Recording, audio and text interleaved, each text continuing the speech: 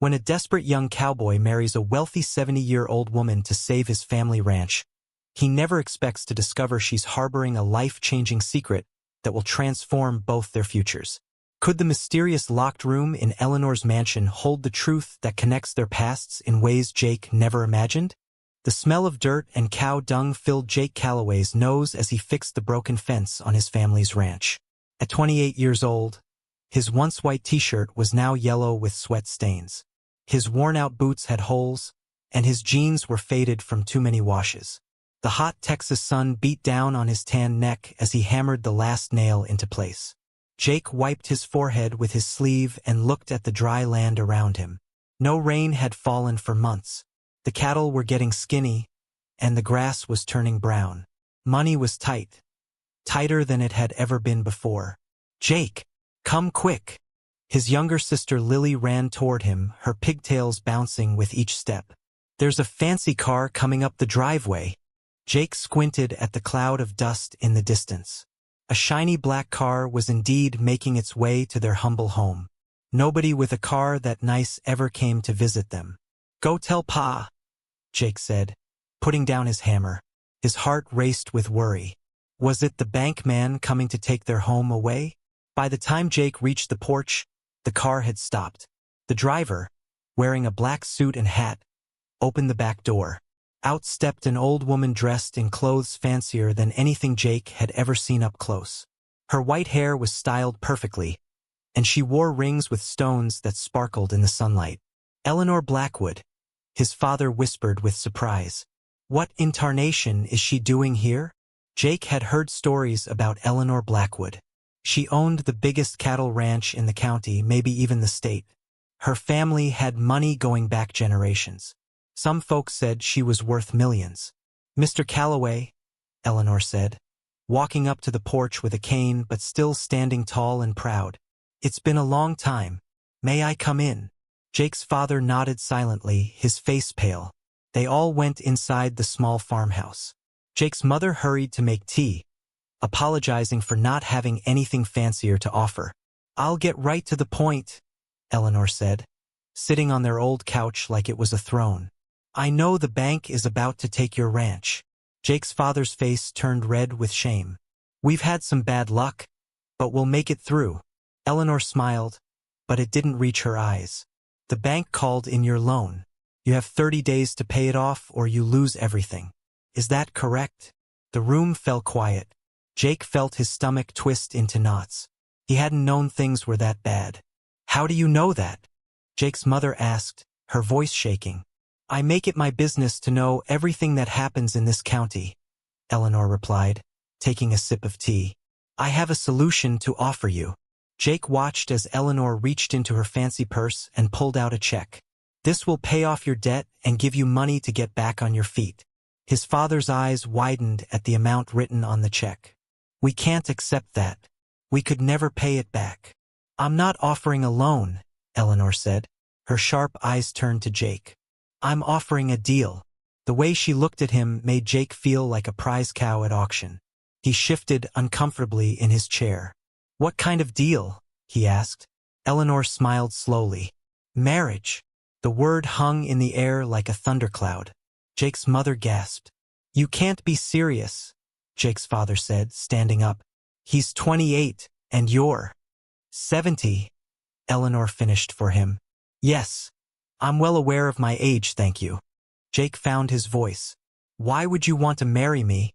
Eleanor's eyes softened for just a moment. "I have my reasons, but here are the terms. 1 year of marriage. You move into my home. You attend social functions with me. You be a proper husband in public. At the end of the year, the marriage ends, and you keep $500,000. Jake's sister dropped her glass of water. The crash echoed through the stunned silence. "This is crazy," Jake's mother whispered. "This is business," Eleanor corrected. "Your son gets a better future. I get what I want. You keep your family home." Jake looked at the pictures on the wall. 4 generations of Calloways who had worked this land. He thought about his father's hands, cracked and bleeding from trying to save what was theirs. "I'll do it," Jake said before he could change his mind. "Jake, no!" his mother cried. Eleanor stood up, leaning on her cane. Smart boy. We'll be married by the end of the week. My lawyer will draw up the papers. As she walked out, Jake felt like he had just sold his soul. But what choice did he have? 3 days later, Jake stood in the county courthouse wearing the only suit he owned, his grandfather's funeral suit. Eleanor wore a simple cream-colored dress that probably cost more than everything in his family's house combined. Do you, Jacob Calloway, take Eleanor Blackwood to be your lawfully wedded wife? The judge asked. Jake swallowed hard. I do. The words felt like rocks in his mouth. His family watched from the back row, their faces a mix of shame, worry, and relief. The check that would save their ranch was already in his father's pocket. After the quick ceremony, Eleanor's driver took them to her mansion. Jake had never seen a house so big. It looked like it could fit his family's farmhouse inside it 10 times over. Welcome home, Eleanor said as staff members lined up to greet them. Their eyes were curious and judging. Jake felt like an animal in a zoo. That night, Jake sat alone in a bedroom bigger than his family's entire house. Eleanor had her own room down the hall. On the bedside table was a wedding gift from her, a gold watch worth more than his truck. Jake looked out the window at the miles of perfect green grass and fat cattle. All this wealth, and yet something felt empty about it all. Back in his room, he found a photo album on the shelf. Inside were pictures of Eleanor when she was young, beautiful, and smiling. In one photo, she stood next to a man who looked at her with love in his eyes. Jake wondered what had happened to that man. And he wondered what secrets Eleanor was hiding behind her businesslike smile. As he fell asleep in the softest bed he'd ever felt, one question kept running through his mind. What had he gotten himself into? The morning sun streamed through silk curtains Jake had forgotten to close. For a moment, he didn't know where he was. The king-sized bed with its cloud-soft mattress felt nothing like his lumpy twin back home. Then it all came rushing back, the deal, the wedding, Eleanor Blackwood. His new wife, the woman old enough to be his grandmother.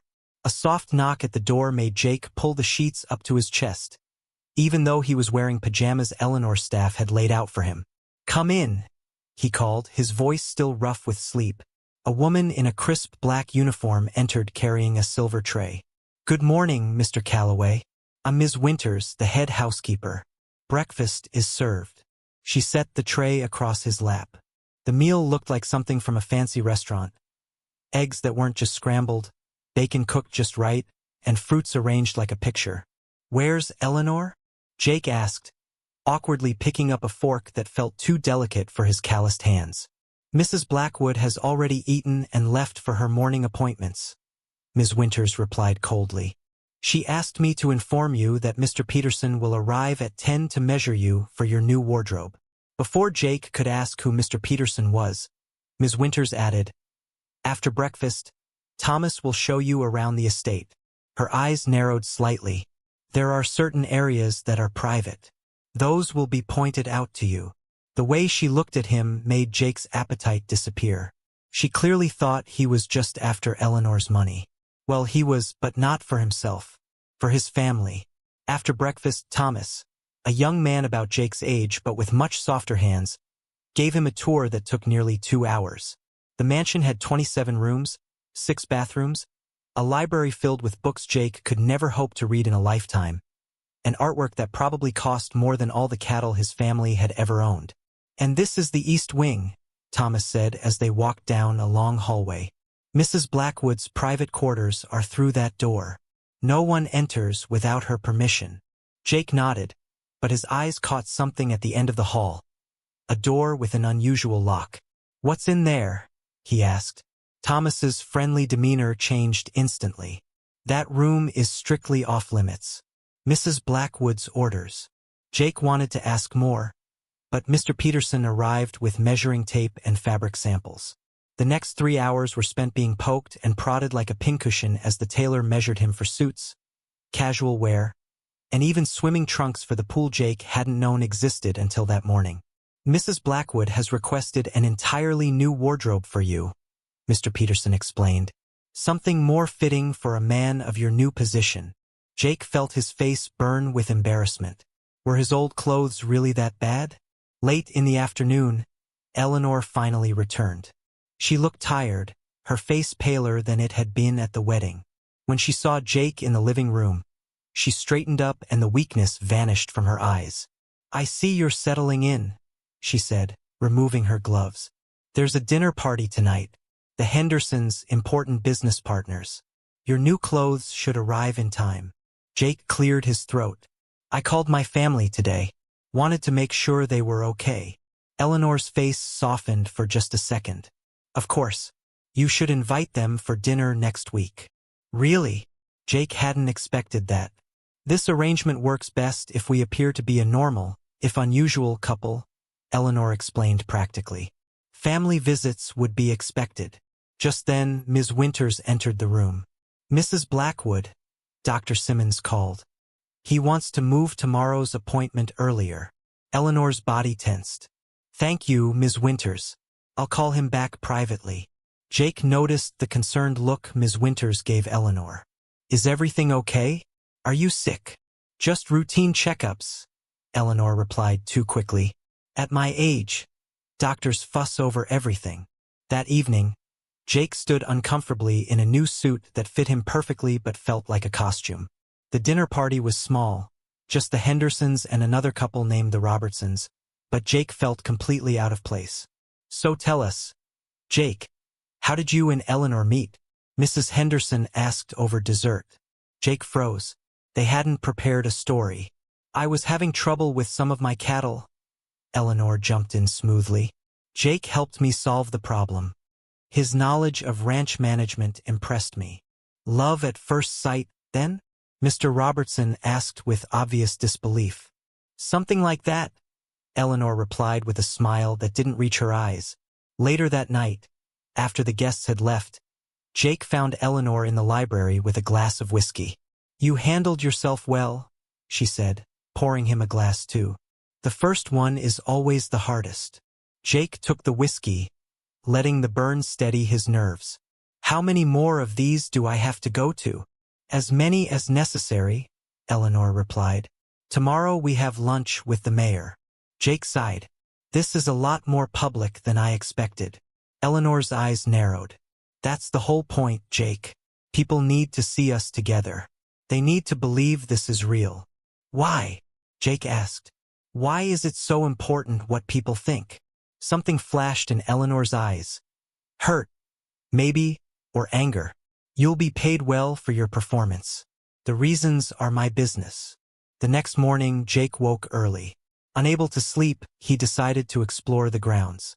The estate was even bigger than he'd realized. Stables with thoroughbred horses, a small lake, gardens that must have taken an army to maintain. As he passed the garage, he noticed Eleanor's car leaving. It was barely 6 a.m. Where was she going so early? Curious, Jake found Thomas preparing the morning coffee. "Does Eleanor often leave this early?" Thomas hesitated. "Mrs. Blackwood has many business matters to attend to." "Every morning at 6? Jake pressed. "I don't keep track of the mistress's schedule," Thomas replied, but his eyes shifted away. Later that day, after an uncomfortable lunch with the mayor, who clearly thought Jake was a gold digger, Jake wandered into Eleanor's study while she was on a phone call in another room. He hadn't meant to snoop, but a folder labeled estate planning. Updated caught his eye. Inside were legal documents, property transfers, bank account changes. Eleanor was moving her assets around, and recently, all the paperwork was dated within the last month. "What are you doing?" Eleanor's sharp voice made Jake jump. "I was looking for you," he lied, closing the folder. "I wanted to ask about dinner tonight." Eleanor's eyes went to the folder, then back to him. "Dinner is at 7. Ms. Winters will inform the chef of any dietary preferences you have." She walked to her desk and put the folder in a drawer. Locking it with a small key, she then slipped into her pocket. The same pocket that Jake noticed held another key, one that might fit the mysterious locked room in the East Wing. "Is there something wrong with your health?" Jake asked directly. "All these doctor visits, the estate planning." Eleanor's face hardened. "Our arrangement doesn't include sharing personal matters. Remember your place here, Jake." Her words stung more than they should have. After all, this was just business, wasn't it? That night, Jake couldn't sleep. Something was going on with Eleanor. Something serious. And whatever it was, it had something to do with their sudden marriage. Restless, he wandered the halls of the mansion. Without planning to, he found himself in the east wing, standing before the locked door. The house was silent except for the ticking of the grandfather clock downstairs. Jake pressed his ear to the door but heard nothing. What secrets was Eleanor keeping behind this locked door? And why did he care so much? As he turned to leave, a floorboard creaked. Jake froze, then relaxed when no one appeared. But as he headed back to his room, he couldn't shake the feeling that someone had been watching him. That in this house of secrets, he wasn't the only one looking for answers. The mansion's silent corridors echoed with Jake's boots as the staff watched him warily. Head housekeeper Ms. Winters had particular contempt for him, whispering "gold digger" when she thought he couldn't hear. Eleanor kept disappearing for medical appointments without explanation, returning exhausted. When Jake discovered a locked room in the east wing, Eleanor's usual warmth vanished. "Some doors stay closed, cowboy," she snapped, pocketing the key. That night, Jake found a mysterious ledger in the library. Properties transferring ownership at an alarming rate, all dated within the next month. Why was Eleanor liquidating her assets so urgently? Glass clinked against the crystal as Jake tugged at his too-tight collar. The Blackwood Charity Gala sparkled around him like something from a dream, or maybe a nightmare. He'd never seen so many diamonds in one room. Ladies with perfect white smiles whispered behind jeweled hands as he passed. 300 rich folks had paid $5,000 each just to eat tiny food and gossip. And here he was, 10 days into his marriage to Eleanor Blackwood, feeling like a coyote that had wandered into a perfume shop. "Smile, darling," Eleanor whispered, squeezing his arm. Despite being 70 years old, she looked striking tonight. Her silver hair was swept up elegantly, and her deep blue dress matched the famous Blackwood sapphires at her throat. "They're all waiting for you to trip up." Jake nodded, trying to stand taller. The new suit Eleanor had bought him cost more than his truck. "I feel like a prize bull at auction." "Nonsense. You're far more handsome," Eleanor replied with a wink that made her look decades younger. "Now, I must speak with the mayor about the children's hospital donation. Can you manage for 10 minutes without me?" Before Jake could answer, she glided away, leaving him stranded in a sea of strangers who all seemed to know exactly who he was. "Drink, sir?" A waiter appeared with a tray of champagne. Jake grabbed a glass gratefully. "Thanks, buddy." The waiter's expression didn't change, but something in his eyes made Jake feel even more out of place. Great. Even the hired help looked down on him. "So you're the cowboy who lassoed our Eleanor." Jake turned to find an older man with a red face and a sharp suit watching him. The man stuck out his hand. "Senator Williams. I've known Eleanor for 30 years. Jake Calloway."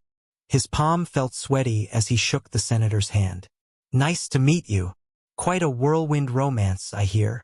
The senator's smile didn't reach his eyes.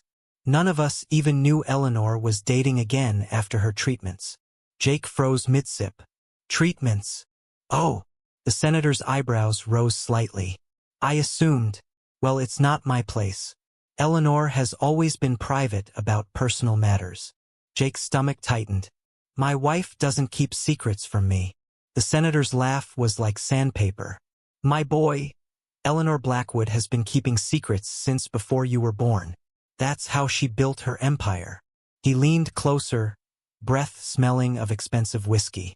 "Quite a miracle worker, aren't you?" Eleanor never mentioned a fiancé during her treatment. Before Jake could demand answers, a commotion erupted near the entrance. A tall man with Eleanor's eyes and a rumpled tuxedo pushed past 2 security guards. "Let go of me. It's my mother's party. For God's sake." The crowd parted like water. Jake watched as Eleanor's face drained of color. "Marcus," she whispered. And Jake realized he was seeing Eleanor's son for the first time. The son she'd barely mentioned, who hadn't even come to their small wedding ceremony. Marcus Blackwood stormed across the ballroom, his movements unsteady. Jake could smell the bourbon from 10 feet away. The band stopped playing. "Mother," Marcus called out too loudly. "Aren't you going to introduce me to my new daddy?" Eleanor's spine straightened. "You're drunk, Marcus. And you're a fool." He turned to scan the crowd until his gaze landed on Jake. There he is, the cowboy who struck gold. Marcus staggered toward Jake, pointing. "Enjoying my inheritance already, cowboy?" Jake stood his ground as Marcus invaded his space. Up close, he could see that Eleanor's son was probably in his 40s, with the puffy, red features of a longtime drinker. His expensive watch and designer tuxedo couldn't hide the shaking in his hands. "Your mother and I are married now," Jake said quietly. "You might want to show some respect." Marcus laughed bitterly. "Respect? For the ranch hand who seduced a sick old woman? Do you even know what you've gotten yourself into, cowboy?" Two security guards approached cautiously. Eleanor stepped between them, her voice low but firm. "That's enough, Marcus.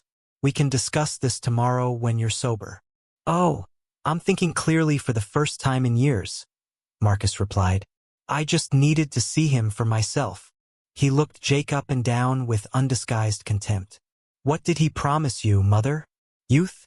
Adventure?" His voice dropped to a dangerous whisper. "Does he make you feel young again while he waits for you to die?" Jake's fist connected with Marcus's jaw before he even realized he was swinging. Eleanor gasped as her son sprawled backward into a table of champagne glasses that crashed to the marble floor. The room exploded with shocked murmurs. Security guards rushed forward, grabbing Jake's arms. Eleanor's hand flew to her mouth. "Get him out!" someone yelled. "No," Eleanor commanded, her voice cutting through the chaos. "Remove my son. Mr. Calloway stays." The guards hesitated, then changed direction, helping Marcus to his feet. "You'll regret this," Marcus slurred as they dragged him toward the exit. "Both of you." Eleanor turned to her guests with a practiced smile. "Please forgive the interruption. The band will continue, and dinner will be served shortly." As conversations cautiously resumed and the music started again, Eleanor touched Jake's arm. "I need some air." They slipped out to the terrace overlooking manicured gardens lit by tiny fairy lights. Eleanor's hands trembled as she gripped the stone balustrade. "I'm sorry," Jake said. "I shouldn't have hit him." "No, you shouldn't have." Eleanor sighed deeply. "But Marcus has been testing my patience for decades. He said you were sick." Eleanor's shoulders stiffened. "Marcus talks too much when he drinks." "Are you?" Jake pressed. "Sick? I mean, everyone is sick at 70, darling." Eleanor waved her hand dismissively. "A touch of arthritis, high blood pressure. Nothing dramatic." Jake wasn't convinced. Senator Williams mentioned treatments. Eleanor's laugh sounded brittle. "Politicians. Always exaggerating." She patted his cheek. "Now, let's return before people start more rumors." The rest of the evening passed in a blur of forced smiles and small talk. Jake couldn't shake the feeling that something important was being hidden from him. He excused himself after dinner, claiming he needed the bathroom, but instead wandered down a quiet hallway. He needed space to think. The hallway opened into another wing of the massive house where the party sounds faded. Jake found himself in what looked like a small study with bookshelves and a desk. A phone rang somewhere nearby, startling him. Jake followed the sound to a room across the hall, where the door stood slightly ajar.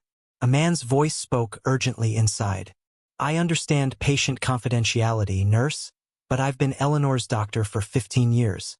Those test results should have been sent to me directly."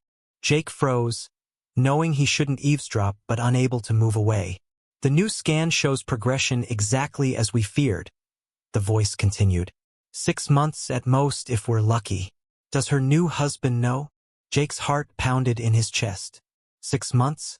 Eleanor was dying? "Yes. I'll speak with her tonight after the guests leave. Just make sure those medications are delivered tomorrow." Jake backed away from the door, bumping into a small table. A vase wobbled and he caught it just before it fell. When he looked up, the doctor was standing in the doorway, a slender man with silver-rimmed glasses and a concerned expression. "Can I help you?" the doctor asked, a hint of suspicion in his voice. Just needed a quiet spot, Jake mumbled. The party's pretty overwhelming. You must be the new Mr. Blackwood. The doctor didn't offer his hand. Dr. Harris. I've treated Eleanor for many years. Jake swallowed hard. Nice to meet you. Eleanor speaks highly of you. Does she? Dr. Harris looked skeptical. And what exactly has she told you about her condition? Before Jake could answer, Eleanor's voice called from down the hall. Jake? Are you out here? Dr. Harris gave Jake a long, measuring look. I think we should continue this conversation another time, with Eleanor present. Jake nodded stiffly and turned to meet his wife, mind racing with questions he wasn't sure how to ask. Eleanor appeared at the end of the hallway, slightly out of breath. There you are. I've been looking everywhere. Her smile faltered when she saw Dr. Harris. Lawrence, I didn't realize you two had met. Just introducing ourselves, Dr. Harris said smoothly. We'll catch up after your guests leave. Eleanor's eyes darted between them. Of course. As Dr. Harris walked away, Eleanor linked her arm through Jake's. Come back to the party, darling. People are asking for you. Eleanor, Jake said quietly, we need to talk. Later, she insisted, leading him back toward the noise and light. Tonight is about the children's hospital, not us. The next few hours stretched endlessly as Jake played his part, smiling and nodding while his mind spun with questions. When the last guest finally left around midnight, Eleanor looked exhausted. The sparkle had left her eyes, and Jake noticed for the first time how thin her wrists were, how carefully she moved. Dr. Harris waited in the library with a grim expression. Eleanor shot Jake a look that clearly asked for privacy, but he stood his ground. Whatever you have to say to my wife, you can say to me too. Eleanor sighed. Jake, please. No more secrets, Eleanor. What's going on? Dr. Harris cleared his throat. The new scans confirm what we suspected. The treatments aren't working as hoped. Eleanor sank into a leather chair, suddenly looking every one of her 70 years. How long? 6 months. Perhaps a bit more with aggressive treatment. Jake felt like the floor was tilting beneath him. 6 months until what? Someone tell me what's happening. Cancer, Eleanor said simply. Stage 4 pancreatic with metastasis to the liver. I was diagnosed 8 months ago. 8 months. Jake struggled to process this. Before we even met. Eleanor wouldn't meet his eyes. Yes. Why didn't you tell me? Jake's voice rose. Were you ever going to tell me? I wanted to, Eleanor said softly. When the time was right. And when would that be? Jake demanded. At your funeral? Dr. Harris interrupted. There are still options we can discuss. Clinical trials, experimental treatments. No, Eleanor said firmly. We've discussed this. I won't spend my remaining time sick from treatments that only buy weeks. Quality over quantity, Lawrence. Jake paced the room, trying to control his anger. So our marriage, was it just some kind of bucket list item? Marry a younger man before you die. That's hardly fair, Dr. Harris said. It's all right. Eleanor held up her hand. Jake has a right to be upset. She reached into her evening purse and pulled out a small prescription bottle. I need my medication. This day has been too much. As she tried to open the bottle, her hands trembled violently. The bottle slipped from her fingers, scattering pills across the polished floor. Eleanor swayed dangerously, and Jake rushed to catch her as she collapsed. Eleanor, he called, lowering her gently to the sofa. Doctor. Dr. Harris knelt beside her, checking her pulse. She's exhausted herself. Help me get her to bed. Together they carried Eleanor to her bedroom, where the housekeeper, Ms. Winters, waited with obvious concern. Jake paced outside in the hallway while the doctor and Ms. Winters tended to Eleanor. After what felt like hours, Dr. Harris emerged. She's sleeping now. The medication will help her rest. Why didn't anybody tell me? Jake asked, his voice cracking. I'm her husband. Dr. Harris studied him carefully. Eleanor has always been intensely private about her health. And forgive me for saying so, But a marriage of 10 days doesn't compare to decades of friendship and trust. The implication stung. You think I married her for her money, didn't you? Dr. Harris asked bluntly. A struggling cowboy suddenly marries a dying billionaire? The math isn't complicated. Jake stepped closer, his hands clenching into fists. You don't know anything about us. I know Eleanor deserves peace in her final months, Dr. Harris replied evenly. Whether you're part of that peace or just another stress she doesn't need remains to be seen. Before Jake could respond, Ms. Winters emerged from Eleanor's room. She's asking for you, Mr. Calloway. Jake entered the dimly lit bedroom.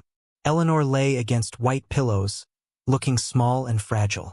Her makeup had been removed, revealing age spots and wrinkles usually hidden by expert application. Without her jewelry and fine clothes, she looked like any elderly woman fighting a losing battle. Come sit. She patted the bed beside her. Jake perched awkwardly on the edge. Why, Eleanor? Why marry me if you knew you were dying? Eleanor reached for his hand. Her fingers felt cool and paper-thin. I've lived with death hanging over me for months. I was tired of waiting, tired of pity. Then I met you at that fundraiser. So full of life and passion about saving your family ranch. She smiled faintly.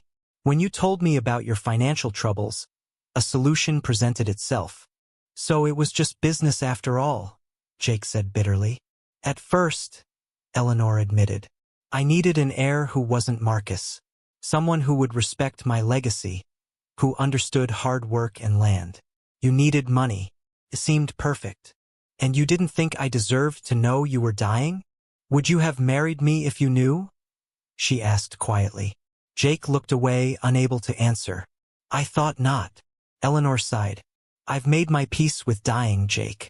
What I couldn't accept was everything I've built being squandered by Marcus. He's never worked a day in his life. So I'm just a backup plan to spite your son? No. Eleanor squeezed his hand. You're my second chance to do something meaningful with my wealth.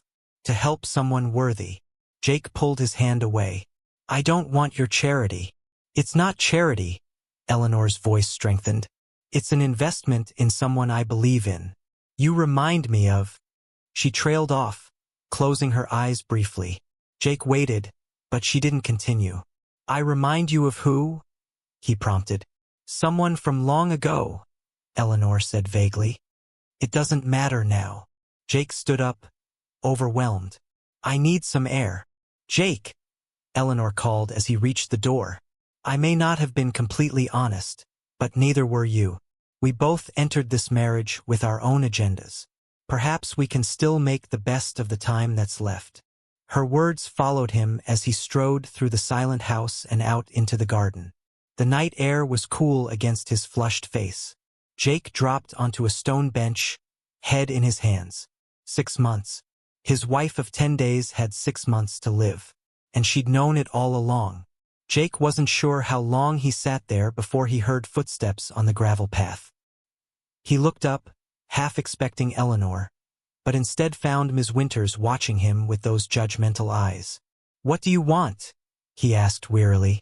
To understand your intentions, the housekeeper replied. I've served Mrs. Blackwood for 30 years. I won't stand by while you break her heart in her final months. Break her heart. Jake laughed without humor. She lied to me. And you married a woman more than 40 years your senior out of pure love? Ms. Winters raised a skeptical eyebrow. We both know better. Jake couldn't argue with that. Our arrangement was mutually beneficial. Then why are you so angry about her illness? Ms. Winters pressed. If this is just a business deal, her death should be irrelevant to you, as long as the money comes through. The question hit Jake like a punch to the gut. Why was he so upset? He'd gotten exactly what he wanted: financial salvation for his family's ranch. If Eleanor died sooner rather than later, wasn't that actually better for him? The thought made him sick. I'm not a monster, he said quietly. I never wanted her to suffer. Ms. Winters studied him for a long moment. Perhaps there's hope for you yet, Mr. Calloway. She turned to leave, then paused. Eleanor has never been just a rich old woman, you know. In her day, She built an empire from nothing while raising a child alone. She's survived things that would break most people. What things? Jake asked. But Ms. Winters just shook her head. That's her story to tell, not mine, if she chooses to trust you with it.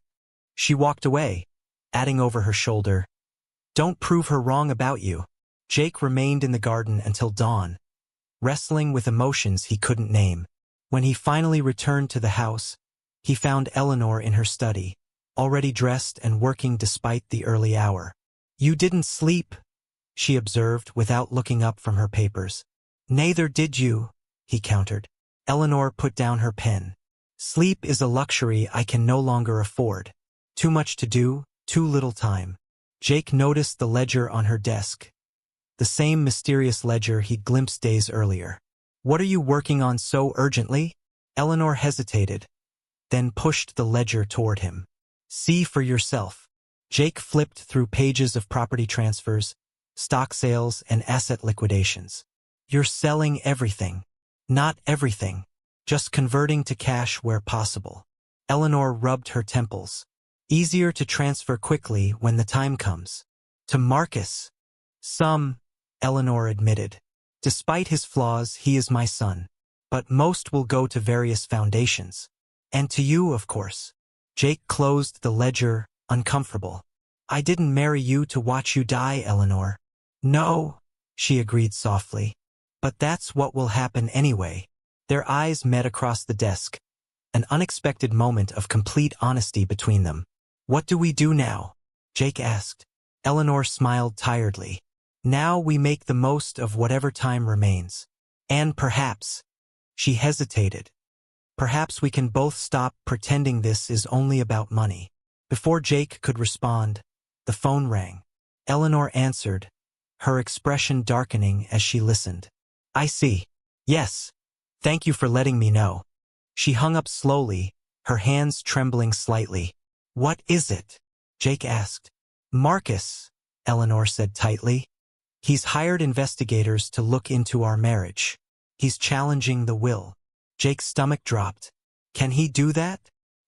"He can certainly try." Eleanor rose from her chair with determination. "But I've been preparing for this battle longer than you've been alive, Jake Calloway." She walked to a bookshelf and removed a small key hidden behind a first-edition novel. "There's something I need to show you. Something I should have shown you before we married."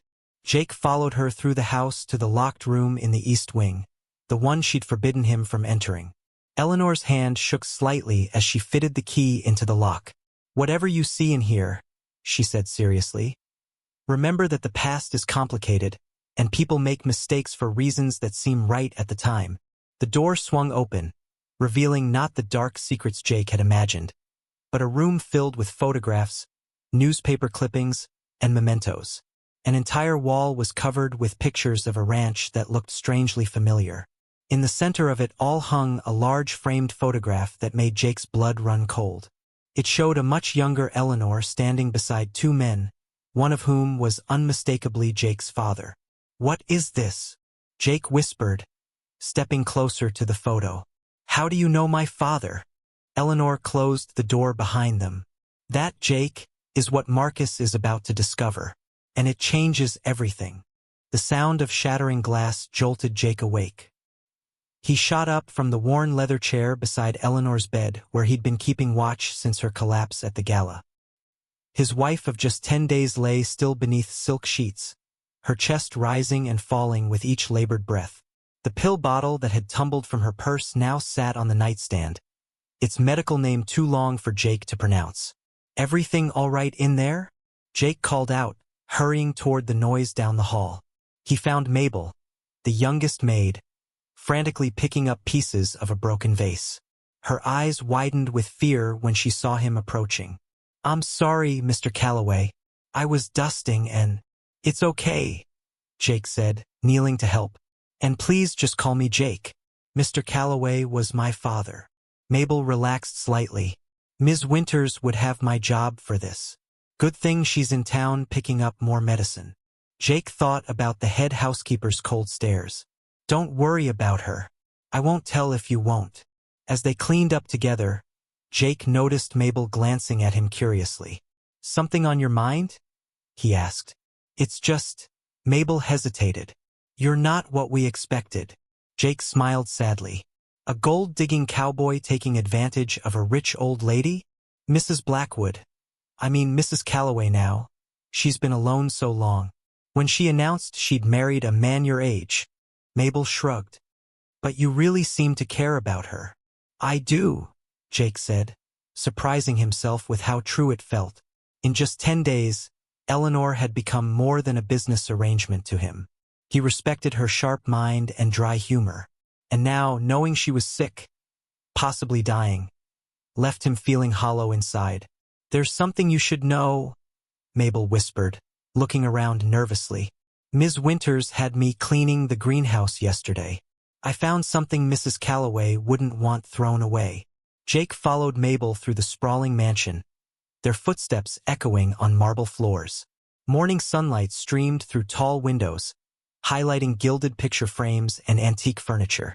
The contrast between this palace and his family's modest farmhouse still made Jake's head spin.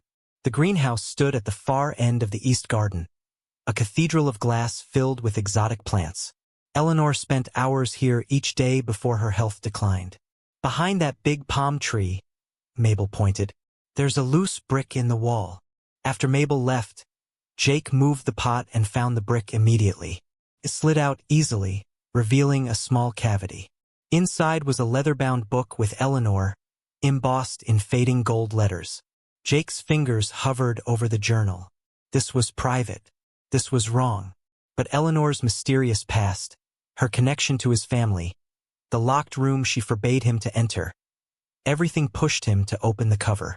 The first pages dated back 15 years, the handwriting elegant and flowing. April 15, 2010. Marcus turns 35 today. I sent a card and check as usual. No response as usual. 15 years of silence from my only son. When did ambition consume everything else in my life? Building this empire cost me the only person who mattered. Jake sat on a stone bench, surrounded by greenery and trickling water from the small fountain. The peaceful setting contrasted with the turmoil in Eleanor's words. He flipped forward several years. September 3, 2013. The specialists at Mayo Clinic confirmed it today. 3 to 5 years at most. I've built everything I touched into gold, but I can't buy more time. All these empty rooms, all this money. For what? For whom? Jake realized Eleanor had known about her illness for much longer than a few months. She'd been carrying this burden alone for years. December 18, 2015 saw him again today. Jack Calloway's boy, Jake. He's grown into a fine young man. So much like his father at that age. Determined, hardworking, kind to animals and people alike. The Calloway Ranch is struggling again. I hear whispers in town. History repeats itself. If only pride hadn't stood between Jack and me all those years ago. Jake's heart pounded. Eleanor had known him. Been watching him years before their chance, meeting at the livestock auction where she'd first proposed her unusual offer. As he turned the pages, Jake found more entries about himself. March 5, 2022. Jake won the rodeo championship today. I watched from the back row. Nobody knows who the old woman in the big hat is anymore. The Blackwood name means nothing to the younger generation. But I saw his father's strength in him when he stayed on that bull. Jack would be proud. Jake remembered that day clearly. His biggest win, the prize money that kept their ranch afloat for another 6 months. Had Eleanor really been there? July 12, 2023. The drought is destroying the Calloway Ranch. Their cattle are thin, their crops failing. Jake works from sunrise past sunset, but nature can't be outworked. I could help, should help, but how? Marcus would see any money movement, and Jack made me promise all those years ago to stay away from his family. Jake's hands trembled. What promise? What history did Eleanor share with his father, who had died 3 years ago? Then came the entry that made his blood run cold. November 28, 2023. The perfect solution came to me today. Marriage. My accountants confirm it would work. Marcus can't block transfers to a legal spouse. The bank will foreclose on the Calloway Ranch by spring without help. My time grows shorter, The latest scans showed progression. A marriage of convenience, just long enough to secure Jake's future before I'm gone. He'll hate the idea, of course. Too much pride like his father. But I'll make it sound like I need him more than he needs me. Jake dropped the journal, his mind reeling. Their entire relationship, what he'd thought was a strange but straightforward business arrangement, was built on layers of deception. Eleanor had manipulated him, but seemingly to help him while hiding her true motives. He picked up the journal again, forcing himself to read the most recent entries. February 2nd, 2024, I approached Jake today with my proposal. The shock on his face was almost comical. He thinks I'm a lonely old woman looking for company in my final years. Let him believe that it's kinder than the truth. In time, perhaps I can tell him everything. February 10th, 2024, wedding day. The look on Marcus's face when I called to tell him, worth every moment of this charade. Jake was kind throughout the ceremony. He tries to hide his discomfort around me, but I see the questions in his eyes. 10 days. The doctors say I have perhaps 6 months. Enough time to make things right? Enough time to finally tell the truth? The final entry was dated just 2 days ago. February 17th, 2024, pain worse today. Had to increase medication. Jake notices but doesn't pry. Another trait from his father. The charity gala tomorrow will be difficult, but necessary. Marcus will surely make an appearance to challenge the marriage. I need to speak with Dr. Patterson about changing my treatment plan. Time is running short, and there's still so much Jake doesn't know. Jake closed the journal, his mind swimming with questions. As he moved to return it to its hiding place, a faded photograph slipped from between the back pages, falling to the greenhouse floor. The yellowed image showed a much younger Eleanor, perhaps in her late 30s, her arm linked with a handsome cowboy Jake recognized immediately. His father, Jack Calloway. They stood in front of the Calloway ranch house, smiling broadly. At their feet sat a small boy of about 5 with unruly hair and a missing front tooth. Jake himself. He flipped the photo over. Written in faded ink. Jack, Eleanor, and little Jake. The Almost Family. Summer 1999. Almost family? Jake whispered to the empty greenhouse. The crunch of gravel outside alerted him to someone's approach. Jake quickly returned the journal to its hiding place and pocketed the photograph. Ms. Winters appeared at the greenhouse door, her thin frame silhouetted against the morning light. Mrs. Calloway is asking for you, she said coldly. The doctor has arrived. Jake nodded, his mind still processing everything he'd discovered. As he walked back toward the main house, the photograph burned in his pocket like a hot coal. In Eleanor's bedroom, Dr. Patterson was packing his medical bag as Jake entered. The elderly physician had been the Blackwood family doctor for decades, according to Eleanor. Ah, Mr. Calloway, Dr. Patterson said. Your wife is stable for now. I've adjusted her medication, which should help with the pain, but she needs rest. Eleanor sat propped against pillows, looking surprisingly alert. Her silver hair had been brushed and arranged, and someone had helped her apply light makeup. Even dying, she maintained the dignity that had built her cattle empire. There you are, she said, extending a thin hand toward Jake. I was beginning to think you'd run back to your ranch. Just getting some air, Jake replied, taking her hand gently. Dr. Patterson cleared his throat. I'll be back tomorrow to check your levels, Eleanor. Call if anything changes. He nodded to Jake and left them alone. Eleanor patted the edge of the bed. Sit with me, cowboy. We need to talk. Jake perched carefully beside her, the photograph from the journal feeling heavier with each passing second. About what? About why you married me, Eleanor said directly. And don't give me that nonsense about helping a lonely widow in her final years. Jake studied her face, the sharp intelligence in her eyes that age hadn't diminished, the proud set of her jaw. In that moment, he made a decision. Why don't you tell me why you married me instead? He countered, pulling out the photograph and placing it on the bed between them. Eleanor's eyes widened momentarily before her expression settled into resignation. She picked up the photo with trembling fingers. Where did you find this? In your journal, Jake admitted. I know I shouldn't have. You're right.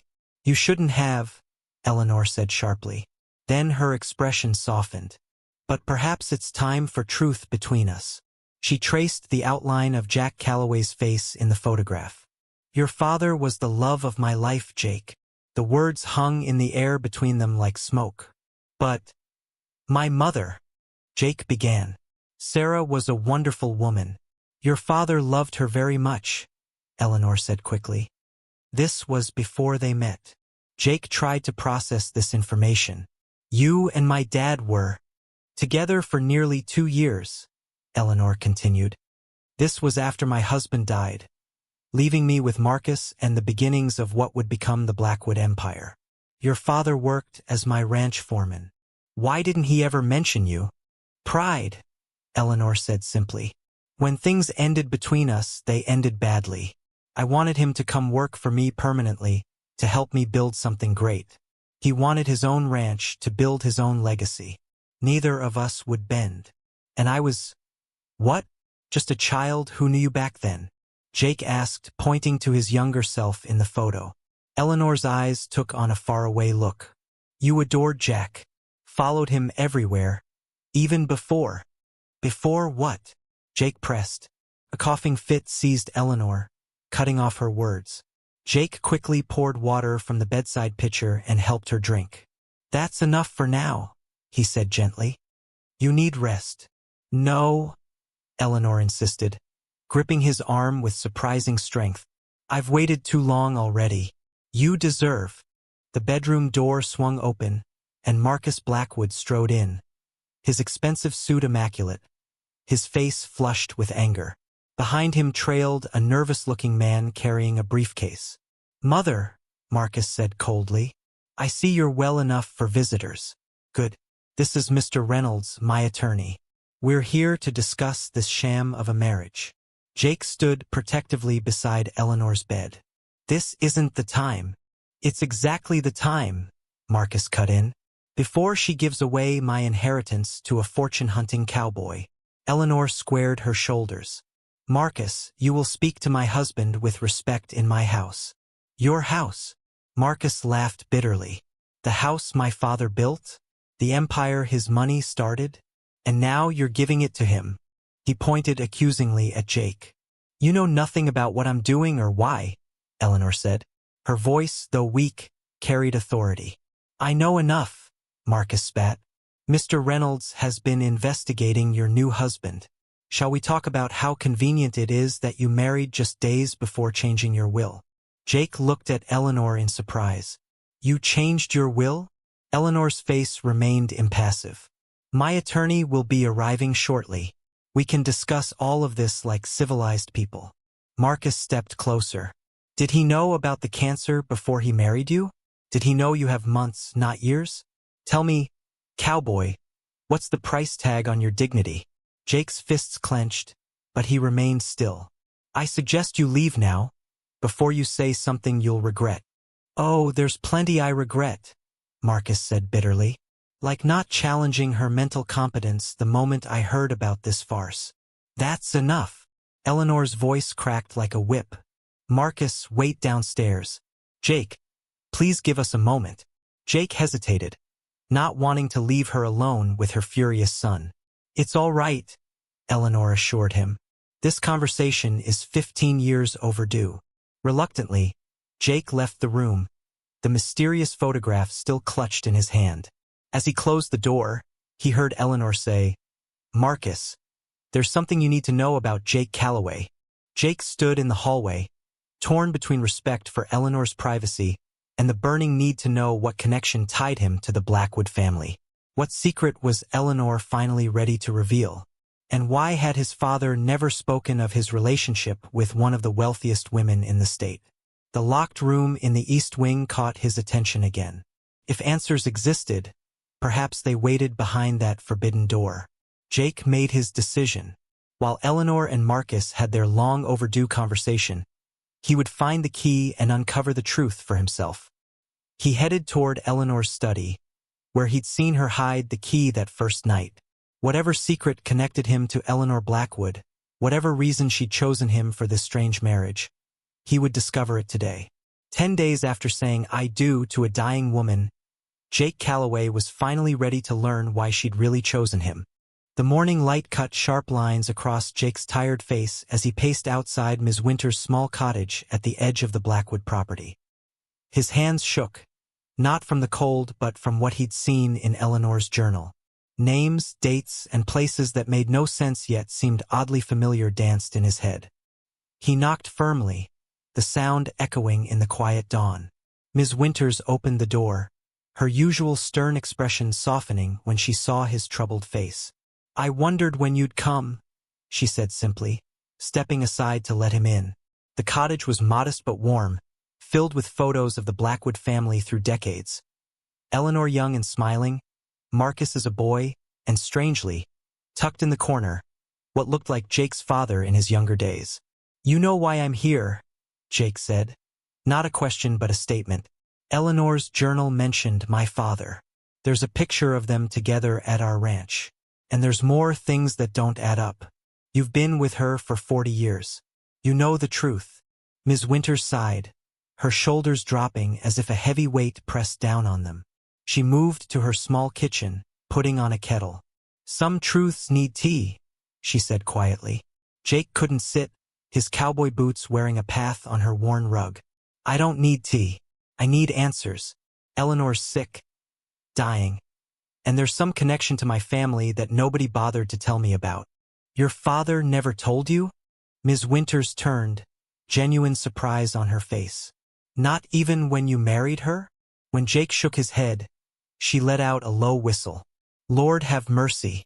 You really don't know." "Know what?" Jake's voice cracked with frustration.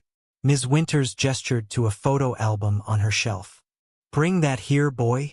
Jake grabbed it, dropping it onto her kitchen table with more force than he intended. Ms. Winters opened it with careful hands, turning to a page near the middle. There, in faded color, stood a young Eleanor, beautiful, fierce, and radiant, beside a handsome man Jake recognized as his father 30 years younger. They were business partners, Ms. Winters began, her finger tracing the edge of the photo. "More than that, really. Your father worked this land when old Mr. Blackwood still ran things. Best ranch hand they ever had. Eleanor was being groomed to take over the business, but she had dreams of modernizing, expanding. Your father had the same vision." The kettle whistled, and Ms. Winters rose to pour 2 cups of tea. Jake didn't touch his. "When old Mr. Blackwood died, Eleanor inherited everything. She and your father started working together, building what would become the Blackwood cattle empire. They were quite a pair, her money and his know-how."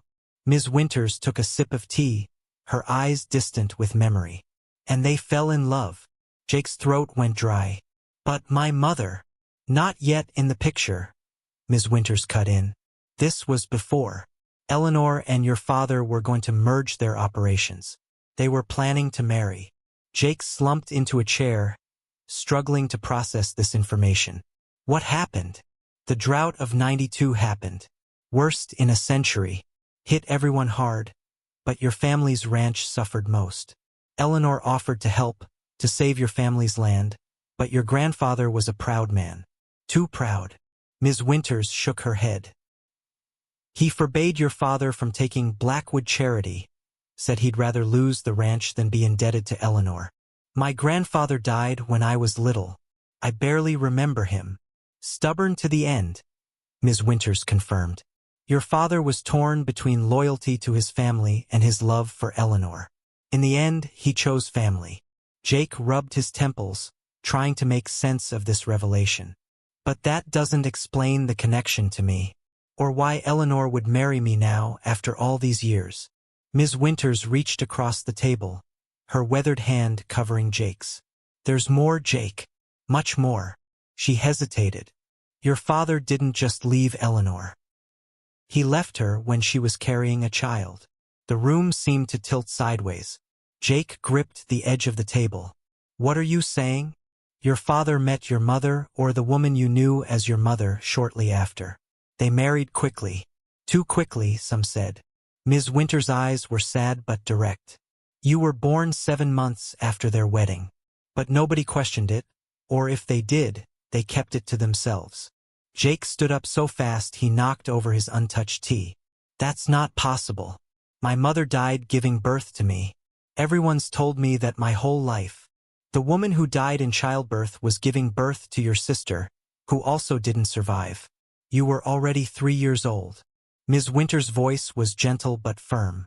Your father and his new wife raised you as their own. I think they truly came to believe it themselves over time. Jake staggered back, memories fracturing and reforming. The lack of baby pictures. The way his father could never talk about his birth without changing the subject. The strange comments from old-timers at the feed store about how he had blackwood eyes. No, he whispered. That would mean. You need to look in Eleanor's study, Ms. Winters said, rising slowly. In the locked drawer of her mahogany desk. The key is in a false bottom of the blue vase. She keeps all the papers there. Jake was already heading for the door when Ms. Winters called after him. Jake! She never stopped loving either of you, your father or you. Even when she married Marcus's father, even when she built her empire. Everything she did was to make sure you'd be taken care of someday. Jake barely heard her, his boots pounding the gravel as he ran back toward the main house. The morning sun now high and harsh, exposing everything in its unforgiving light. Inside the mansion, he moved like a man possessed, ignoring the startled looks from the staff. Eleanor was still asleep, her medication ensuring she wouldn't wake for hours. The study door was unlocked. Eleanor had grown to trust him in their short marriage. The blue vase stood on a shelf, innocent and decorative. Jake appended it, finding the false bottom just as Ms. Winters had described. A small key tumbled out. His hands trembled as he approached the mahogany desk. The locked drawer opened smoothly, revealing a stack of folders and papers, meticulously organized. Birth certificates, legal documents, letters. Jake pulled out the top folder, opening it with shaking hands. Inside was an original birth certificate. Jacob Thomas Blackwood, born to Eleanor Blackwood and Thomas Calloway. No, Jake whispered again, but there it was in black and white. His birth date, the same he'd always known, but a different name, a different mother. He stumbled upon another document. Adoption papers, showing that Thomas and Sarah Calloway had legally adopted him when he was nearly 3 years old. Medical records showed Sarah had indeed been pregnant at the time of the adoption but had lost both herself and the baby during childbirth. In his grief, Thomas had apparently decided to raise Jake as if he'd been Sarah's child all along, erasing Eleanor from the story completely. A letter caught his eye, dated just after his supposed birth, written in Eleanor's elegant hand but never sent. My dearest Thomas, I understand your choice, though it breaks my heart. Your family comes first. It always has. I want you to know I don't blame you for choosing them over us. Your father needs you, and the ranch is your legacy. Our son will want for nothing. Marcus's father has agreed to the marriage, and my condition was that Jacob be provided for from afar. He will never know the truth, but he will never suffer. I've set up a trust that will ensure the Calloway Ranch survives any hardship, though it will come through channels you'll never connect to me. All I ask is that you love him. Love him enough for both of us. Forever yours, Eleanor. Jake sat heavily in Eleanor's chair, the letter clutched in his hand. Tears blurred his vision as pieces clicked into place. The mysterious loans that had saved their ranch during drought years. The college scholarship that had appeared when his father couldn't afford tuition. The buyer who purchased their cattle at above-market prices when times were tough. Eleanor had been there all along, watching from a distance, making sure he was cared for. A photo slipped from between the papers. Eleanor holding a baby, her face both joyful and heartbroken. On the back, in the same elegant handwriting, Jacob's first birthday. My beautiful boy. Jake laid his head on the desk and wept. For the mother he never knew he had. For the woman who had loved him from afar for 30 years. For the strange twist of fate that had brought them together in these final months of her life. The sound of a teacup rattling made him look up. In the doorway stood Ms. Winters, her face solemn. She visited your ranch every year on your birthday, she said quietly. watched from her car as you grew up. Never interfered, never revealed herself. Just needed to see you were okay. Jake wiped his eyes with the back of his hand. Why tell me now? Why this elaborate scheme with the marriage?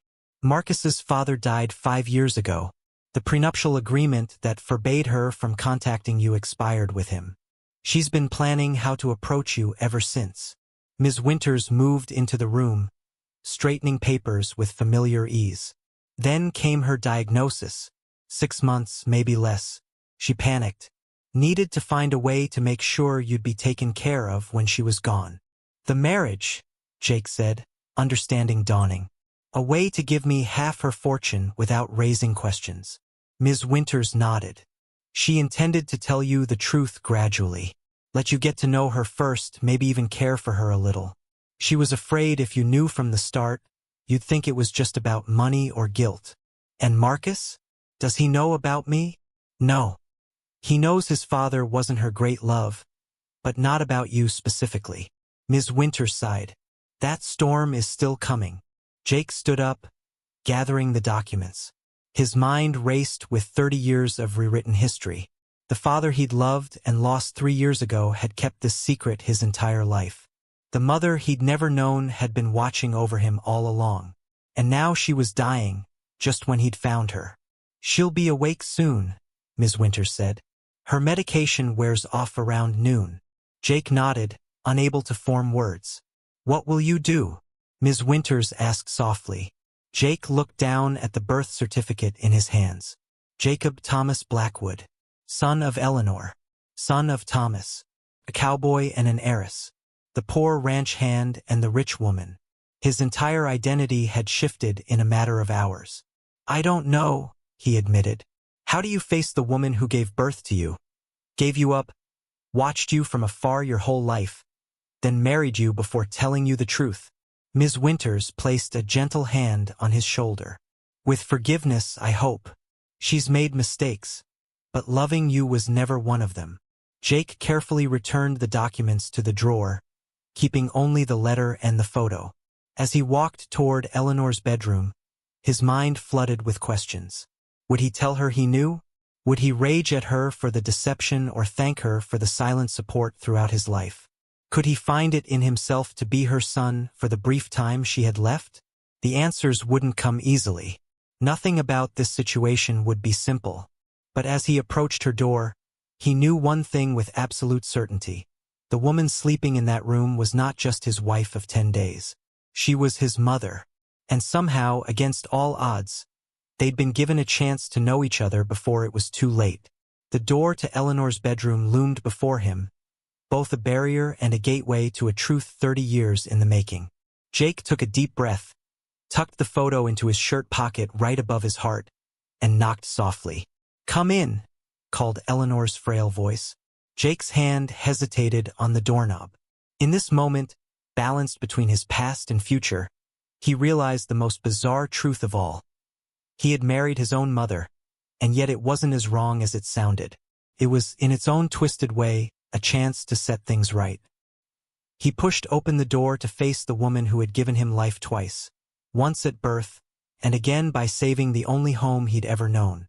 Eleanor sat propped against pillows, morning light giving her aged face a golden glow.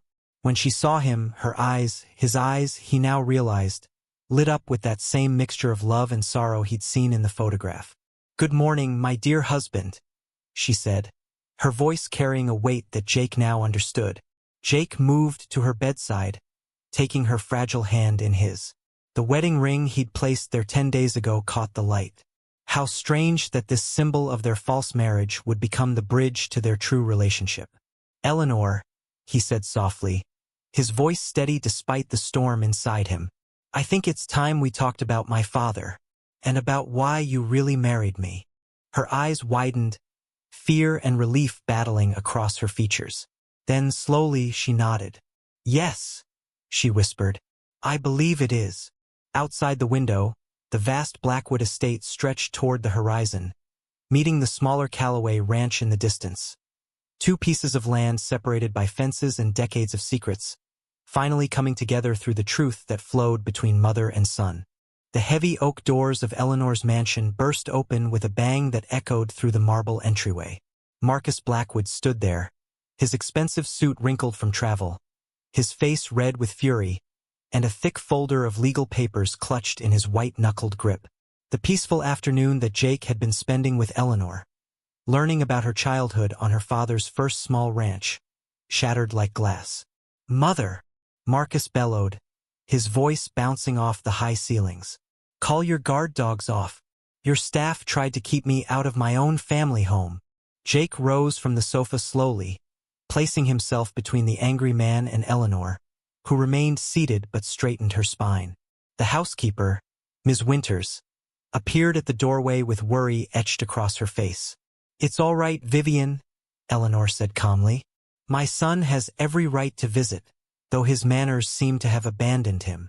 Marcus stormed into the living room, tossing the legal papers onto the antique coffee table with such force that Eleanor's teacup rattled in its saucer. "You think I didn't investigate this sham? This marriage is fraud." His finger jabbed toward Jake. This cowboy suddenly appears and marries my sick mother 10 days ago? The timing is suspicious to anyone with half a brain." Jake felt his jaw tighten but kept his voice level. "You might want to watch your tone when speaking to your mother." Marcus laughed bitterly.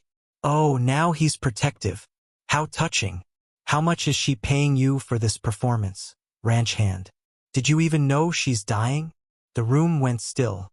Jake turned to Eleanor, whose face had gone pale but whose eyes remained steady. She hadn't told him. Not in so many words, but the pills, the doctor visits, her tiredness. He'd suspected something serious. "Marcus, please sit down," Eleanor said softly. "I will not sit down. I have divorce papers, evidence of coercion, and proof that this marriage was arranged under duress. No judge in the country will let this gold digger take what belongs to the Blackwood family." Marcus slammed his hand on the table. "Belongs to you, you mean?" Eleanor said, her voice gaining strength. "Everything I've built, everything I've earned. You believe it's already yours." Jake watched the mother and son face off, feeling like an intruder in a battle that had begun decades before he entered the picture. Yet something about Marcus's rage seemed almost childlike, the tantrum of a boy who felt cheated, not the calculated anger of a man concerned about money alone. "You gave me nothing while I was growing up except your absence and your disappointment," Marcus spat. "And now you'll give everything to a stranger?" Eleanor rose slowly from her chair, her small frame somehow filling the room. For a moment, Jake saw the formidable businesswoman who had built an empire from a struggling cattle operation, the woman other ranchers feared at auctions and negotiations. "It's time both of you knew the truth," she said. Ms. Winters stepped forward. "Mrs. Blackwood, your medication." "Not now, Vivian." Eleanor cut her off, her eyes never leaving the two men. "Some truths can't wait for convenient timing." The grandfather clock in the hallway ticked heavily as Eleanor walked to the mantel and picked up a silver-framed photograph, her wedding picture with Jake. She held it gently, then set it down to pick up another. Marcus as a young boy sitting stiffly beside her. "You had everything, Marcus, the best boarding schools, trust funds, my constant attention whenever I wasn't working to build something that would secure your future. And still, somehow, you grew to resent me." Her voice trembled slightly. "And you resented the idea of the ranch boy I gave away even more, though you never knew him by name." Jake felt the floor shift beneath his boots. "What did you say?" he asked, his mouth suddenly dry. Marcus looked between them, confusion momentarily replacing his anger. "What ranch boy? What are you talking about?" Eleanor's eyes filled with tears that didn't fall. "Before your father, Marcus, I loved a man who worked this land. Your grandfather didn't approve. A cattle empress didn't marry the help. When I became pregnant, your grandfather threatened to disown me, to leave me penniless." She turned to Jake. "I was young and scared. I gave my baby to the man I loved, who married quickly afterward. They raised my son as their own, and I married Marcus's father instead." Jake stumbled backward until his legs hit the sofa. The room spun around him as pieces clicked together. Eleanor's strange interest in his failing ranch, her tears at their wedding, the familiar way she sometimes looked at him. "No," he whispered. "My mother died in childbirth. My father always told me." "Your father protected you from the truth," Eleanor said. "From the scandal, from the pain of knowing your mother had chosen money and position over keeping you." Marcus's face had drained of color. "This is absurd. You're making this up to justify this ridiculous marriage." Eleanor walked to her desk and unlocked the bottom drawer with a small key from her necklace. She withdrew a yellowed envelope and handed it to Marcus. "Your father knew. It was part of our marriage arrangement, that I would never speak of my first child, that I would be a proper mother to his heir." Marcus snatched the envelope and pulled out birth records, letters, and a faded photograph of a much younger Eleanor holding a newborn. His hands trembled as he read. All these years, Marcus's voice had lost its edge. The ranch visits, the strange interest in that failing property in the valley. It wasn't about land expansion at all, was it? Eleanor shook her head, then turned to Jake, who stood frozen. "I never stopped watching over you from a distance. When I heard about your financial troubles, I saw a chance to help you without revealing everything. The marriage was meant to be an arrangement, a way to secure your inheritance legally before I—" She didn't finish the sentence. "Before you die," Jake completed flatly. "Yes," she admitted. "I have 6 months, perhaps less. Pancreatic cancer, stage 4. The room fell silent again as the three of them absorbed the weight of these revelations. Jake felt like he was drowning, his entire identity shifting beneath him. Eleanor Blackwood wasn't just his elderly wife of convenience. She was his mother. The woman he'd believed dead for 28 years had been alive, wealthy, watching from afar. "I'm making amends before I die," Eleanor continued. "I've already changed my will. My estate will be divided equally between both my sons." Marcus's shock transformed back into rage so quickly that Jake barely had time to register the change before Marcus grabbed a heavy crystal paperweight from the desk. "Both sons?" Marcus snarled. "You think you can rewrite history, bring in some cowboy you abandoned, and suddenly we're one big happy family sharing the Blackwood fortune?" Ms. Winters moved toward the door. "I'll call security." "Don't," Jake said sharply. "This needs to happen." Eleanor stood tall despite her frail frame. "I've made my decision, Marcus. Half to you, half to Jake. The brother you never knew you had." "He is not my brother," Marcus shouted, his face contorted. "And you are not the mother I thought you were." Without warning, Marcus lunged toward Eleanor, his arm raised with the paperweight.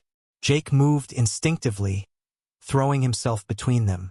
The heavy crystal came down, missing its intended target, but catching Jake across the temple. Hot pain blazed through his head as he stumbled, knocking into the side table where the family portraits sat. The frames toppled, glass shattering as they hit the hardwood floor. Blood trickled down Jake's face as he steadied himself against the wall. Marcus stood frozen, the paperweight still in his hand, a look of horror replacing his anger as he stared at the blood on Jake's face. "Oh my God," he whispered, dropping the makeshift weapon with a heavy thud. "I didn't mean to." Eleanor had rushed to Jake's side, her small hands pressing a handkerchief to his wound. "Vivian, call Dr. Patterson immediately." Jake pushed away from the wall, ignoring the spinning room. "I'm fine. It's just a cut." But the blood soaked through the white cloth quickly. Security personnel appeared at the doorway, summoned by the commotion. They looked uncertainly between Marcus and Jake, waiting for instructions. "Nobody touches my son," Eleanor said firmly, still holding the cloth to Jake's head. Then she looked pointedly at Marcus. "Either of my sons." Marcus backed away, looking at his hands as if they belonged to someone else. The rage had drained from him, leaving something raw and vulnerable in its place. "I was aiming for the wall," he said quietly. "I swear I wasn't trying to hit anyone." Jake nodded slightly, wincing at the pain it caused. He believed him. The look in Marcus's eyes wasn't cold calculation. It was the wild grief of a man whose entire world had just been upended. "I think," Jake said carefully, "that we all need some time to process this." The family doctor arrived within 20 minutes, stitching the gash on Jake's face in Eleanor's study while she watched anxiously. Marcus had retreated to the guest house on the property, unwilling to leave but unable to remain in the same room. The broken family portrait lay on the desk beside them, the glass removed, the photograph itself undamaged except for a crease across the middle that separated Eleanor from her husband and Marcus. 7 stitches, Dr. Patterson announced, cutting the thread. Keep it clean, and come see me in a week to remove them. When they were alone again, Jake stared at Eleanor, this stranger who was his employer, his wife, and now, apparently, his birth mother. The silence stretched between them. I should have told you from the beginning, Eleanor finally said. But I was afraid you'd reject me, and perhaps I deserved that. Jake touched the bandage on his face gingerly. My whole life was built on a lie. Not entirely, Eleanor said softly. Your father, the man who raised you, he loved you as his own. That was never a lie. Outside the window, Jake could see Marcus sitting alone on a garden bench, his head in his hands.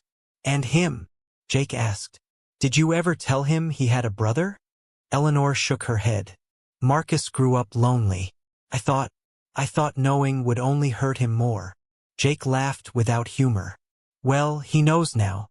The sun was setting over the property, casting long shadows across the manicured lawn. In the orange light, Jake could see the resemblance between himself and Marcus that he'd missed before. The same strong jawline, the same way of holding their shoulders. What happens now? Jake asked. Eleanor sighed deeply. That depends on both of you. I can't undo the past. I can't give either of you back the brotherhood you might have had. But I can try to make the future right. Jake stood and walked to the window, watching his newly discovered half-brother sitting alone in the fading light. He has every right to hate me, to hate us both. Yes, Eleanor agreed. But hate isn't the only possible response to pain. Jake touched the wedding band on his finger, the symbol of an arrangement that had transformed into something far more complicated than a business deal.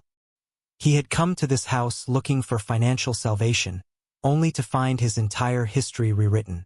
I need to talk to him, Jake said suddenly. Alone. Eleanor looked alarmed. After what just happened. Jake, he's volatile right now. So am I, Jake interrupted. But we're brothers, apparently.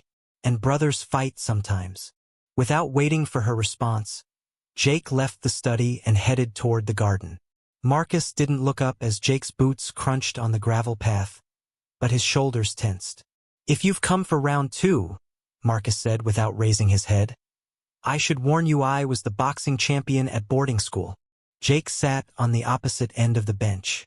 Noted, but I think we've both drawn enough blood for one day. The evening crickets began their chorus as the two men sat in silence. Above them, stars appeared one by one in the darkening sky. Did you know? Marcus finally asked. Before today? About being her son? No. Jake touched his bandaged face. That was as much a surprise to me as it was to you. Marcus nodded slowly. I believe you. He paused. I'm sorry about your face. I'm sorry about your mother. Finding out she kept a secret this big can't be easy. Marcus looked at him directly for the first time. You look like her, you know? Around the eyes. Jake had never seen the resemblance before, but now that Marcus mentioned it, he could picture it.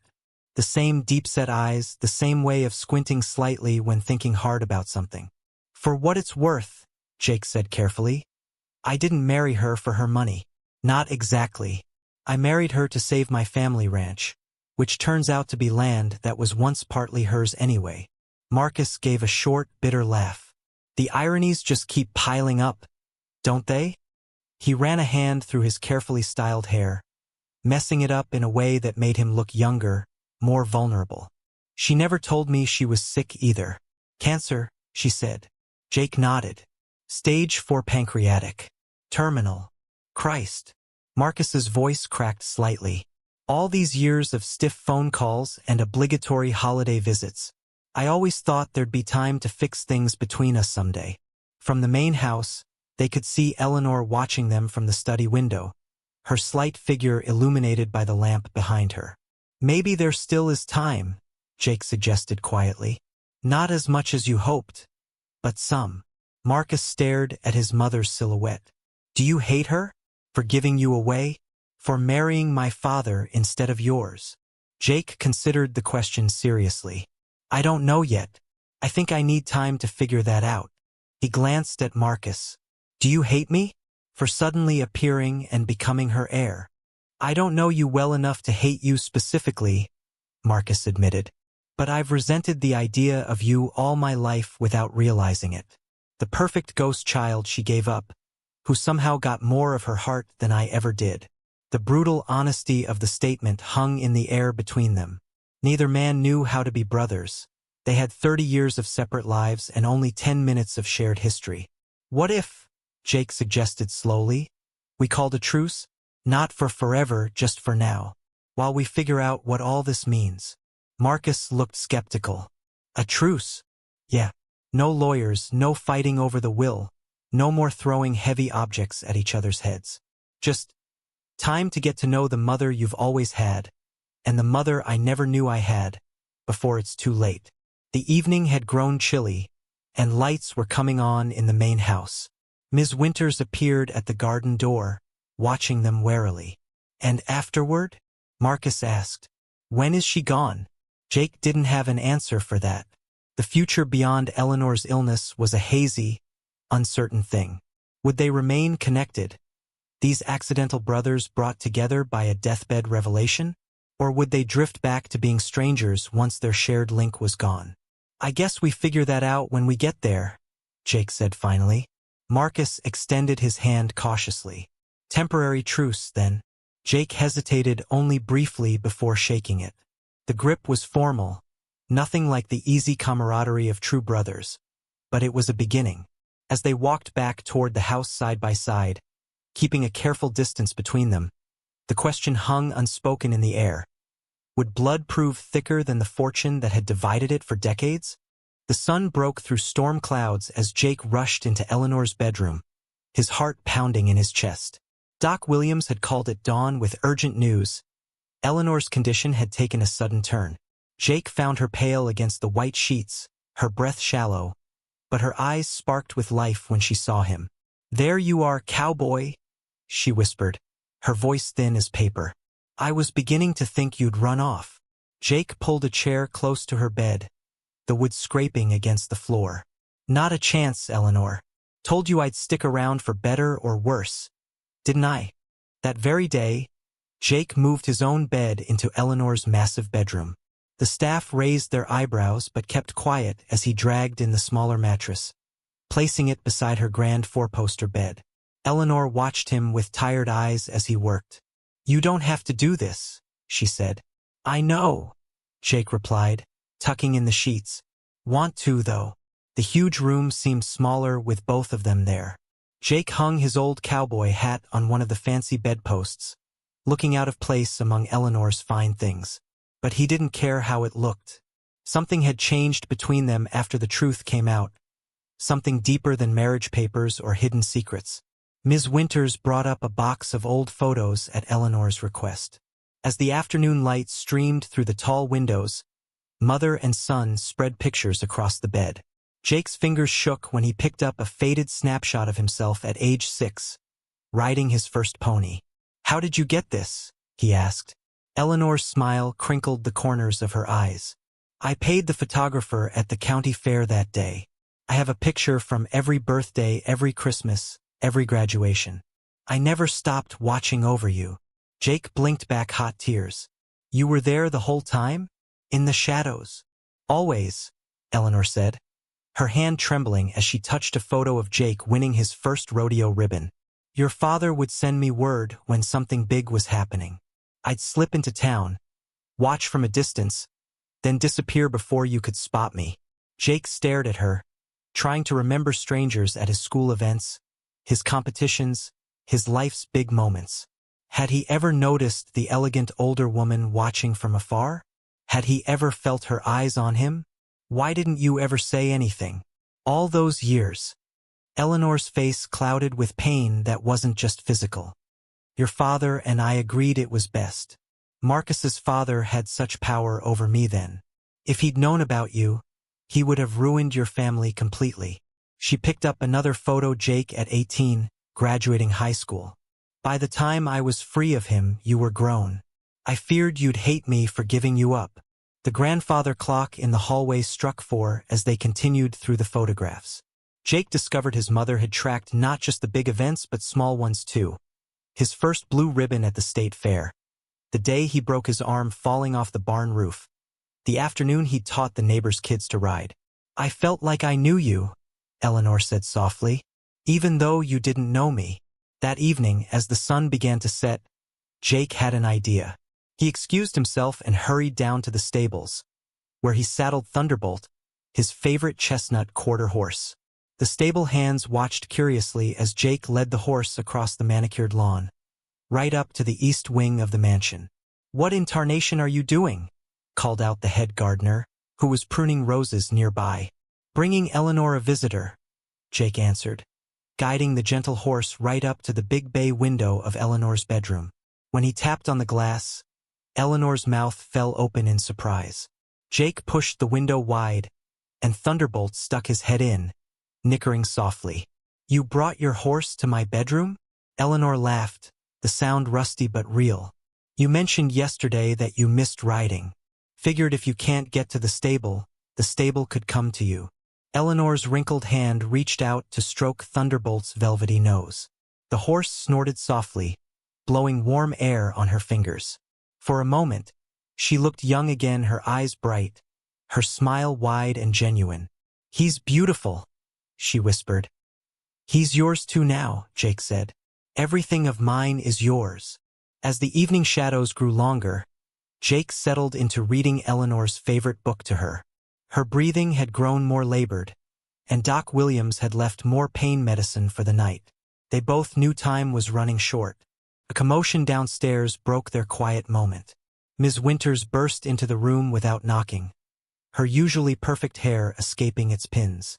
"Ma'am, I'm sorry to interrupt, but Mr. Marcus is here, with children." Eleanor's hand flew to her throat. "Marcus? Here? And he brought your grandchildren, ma'am. He's asking to see you." Jake looked at Eleanor, her face a storm of emotions. "Do you want me to send them away?" She grabbed his wrist with surprising strength. "No, please, let them come up." Jake nodded to Ms. Winters, who disappeared back down the stairs. The minutes ticked by on the antique clock as they waited in tense silence.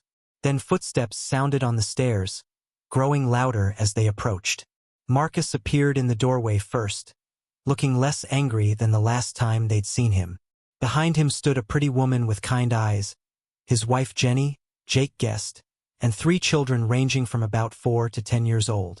The youngest, a little girl with Eleanor's blue eyes, clutched a stuffed horse to her chest.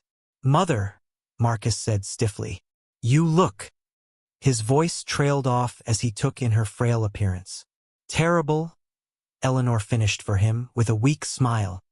"No need to sugarcoat it." Marcus cleared his throat. "These are your grandchildren. Amy is 10, James is 7, and little Emma just turned 4 last month." The children hung back shyly until Emma, the youngest, broke free from her mother's hand and approached the bed. She held up her stuffed horse. "Daddy says you have real horses," she said, her voice small but clear. Eleanor's eyes filled with tears. "Yes, sweetheart, many horses. And your Uncle Jake here is wonderful with them." Emma looked at Jake with new interest. "You're my uncle?" Jake knelt down to her level. "Seems that way, Miss Emma. And I bet those horses would love to meet you tomorrow." Marcus stepped forward, his expression conflicted. "I didn't come here to fight, Mother. I came because—" He glanced at his children, then back at Eleanor. "They should know their grandmother, even if just once." The words hung in the air, an olive branch in a war that had raged for decades.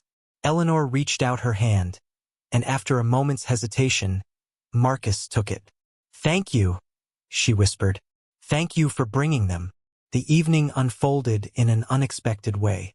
Jenny produced a picnic basket full of food, and they all ate dinner right there in Eleanor's bedroom. The children gradually lost their shyness, with little Emma climbing right onto the bed to show Eleanor her favorite book. Marcus remained quiet but watchful, his eyes taking in the photos spread across the bed, the way Jake moved naturally around the room, caring for his mother. As the children were finally tiring out, Eleanor began telling them stories about the ranch when it was young wild Mustangs running free, cattle drives under starlit skies, and brave cowboys who faced down lightning storms to save their herds. The children listened with wide eyes, even Amy, who had initially declared herself too old for baby stories. "Those cowboys sound like princes," Emma murmured sleepily. "Better than princes," Eleanor said, winking at Jake. "Cowboys keep their promises." It was nearly midnight when Jenny gathered the sleepy children. "We should let you rest," she said gently to Eleanor. "We're staying at the Pine Grove Inn in town. Perhaps we could come back tomorrow." "Stay here," Jake said suddenly. "The house has plenty of room. East Wing has 5 empty bedrooms." Marcus looked surprised at the offer. "This isn't your house too." "Yes, it is," Eleanor interrupted. "It's Jake's home now too. And yours if you want it to be again." A heavy silence fell over the room. Then Marcus nodded once, a quick jerk of his head. "We'll stay. Just for tonight."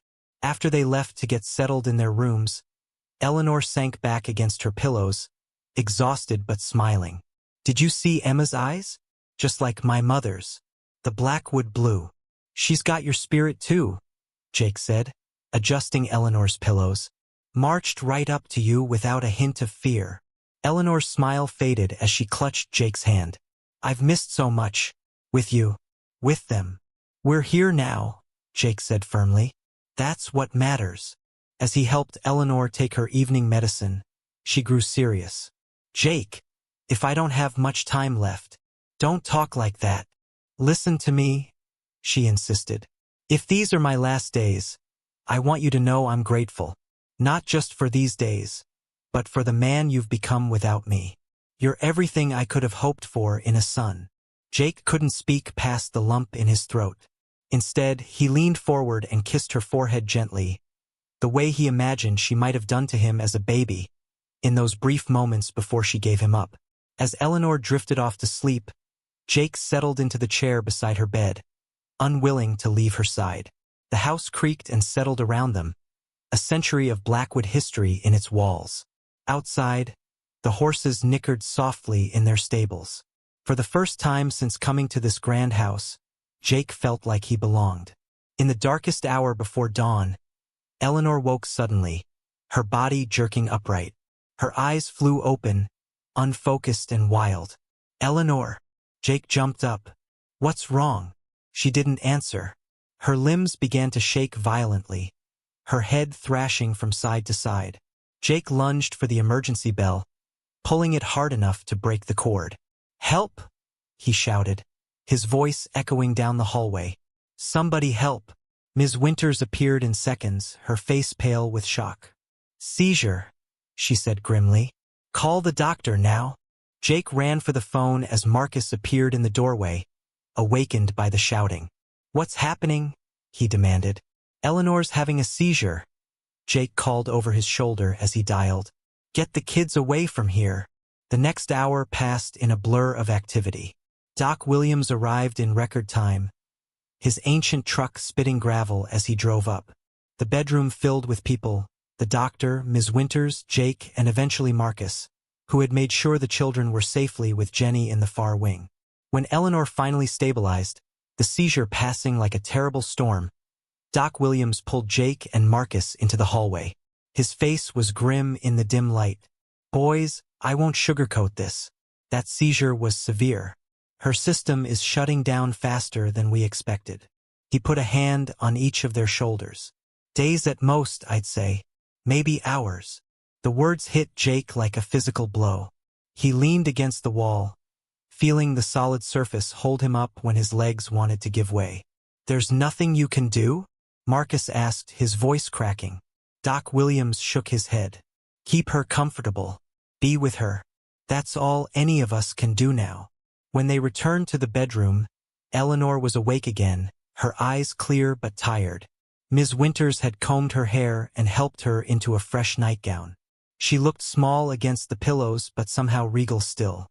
"Well," she said weakly, "I suppose the cat's out of the bag now. No more pretending I'm going to beat this." Jake sat on the edge of her bed, taking her hand. "Eleanor." "Mother," she corrected gently. "If I'm going to die soon, I'd like to hear you call me mother at least once." Jake swallowed hard. "Mother," he said, the word strange and wonderful on his tongue. "You're the strongest person I've ever known. If anyone can beat this—" "Hush," she said, squeezing his hand. "Some fights aren't meant to be won." She looked past him to Marcus, who stood awkwardly by the door. "Marcus, come here beside your brother." Marcus moved slowly to the other side of the bed. Eleanor took his hand too, so she held both her sons, one on each side. "My boys," she whispered. "My two boys together at last." Outside the window, the first light of dawn touched the eastern sky. A new day was beginning, full of uncertainty and hope. Would there be time enough for healing the wounds of decades? As Eleanor's breathing slowed and her eyes grew heavy, Jake and Marcus exchanged a look over her bed. No longer strangers or enemies, but brothers united in worry for the mother they shared.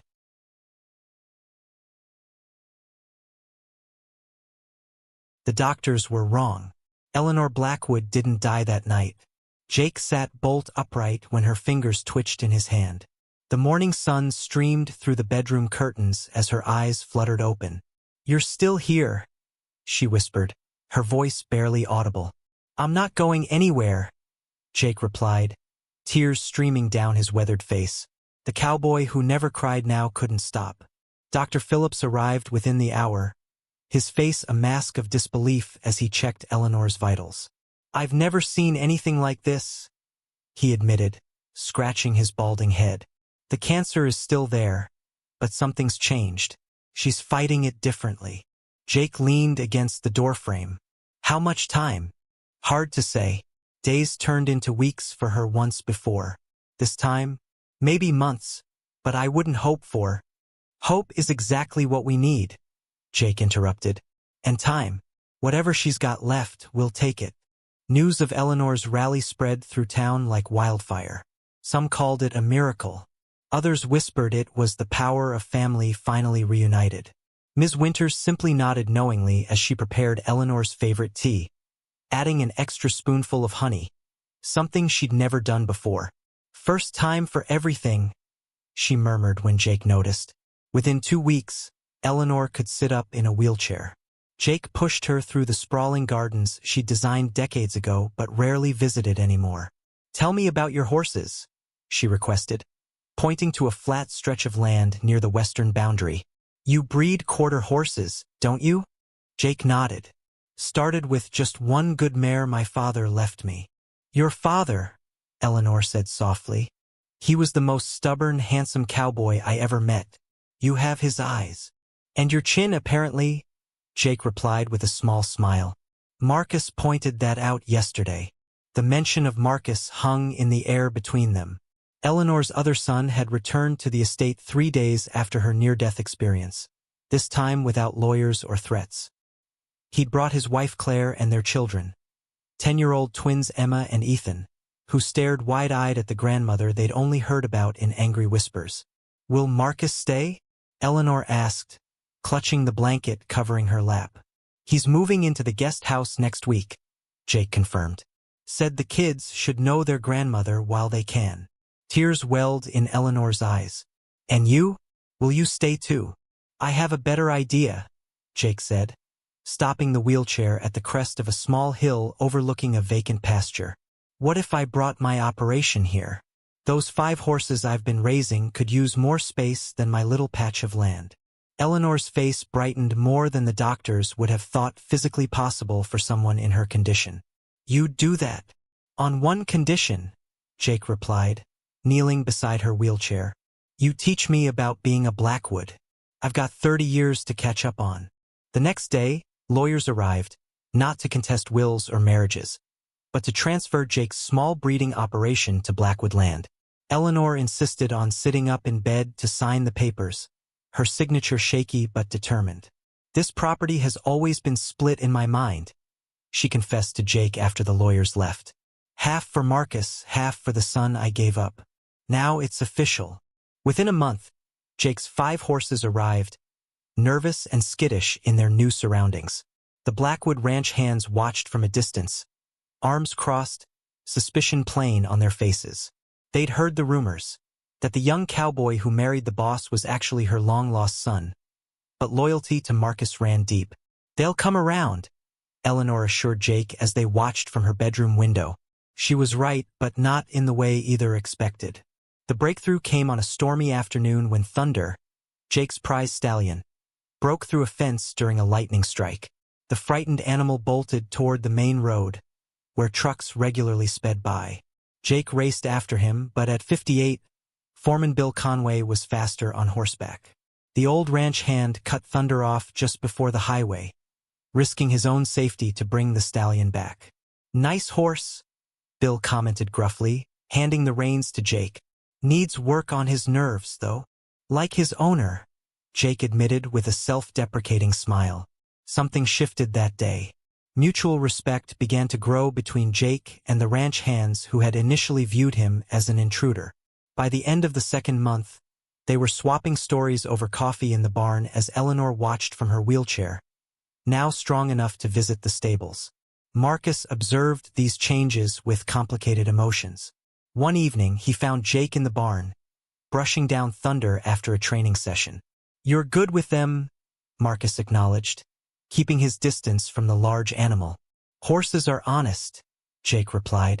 "They don't care who your parents are or how much money you have." Marcus leaned against the stall door.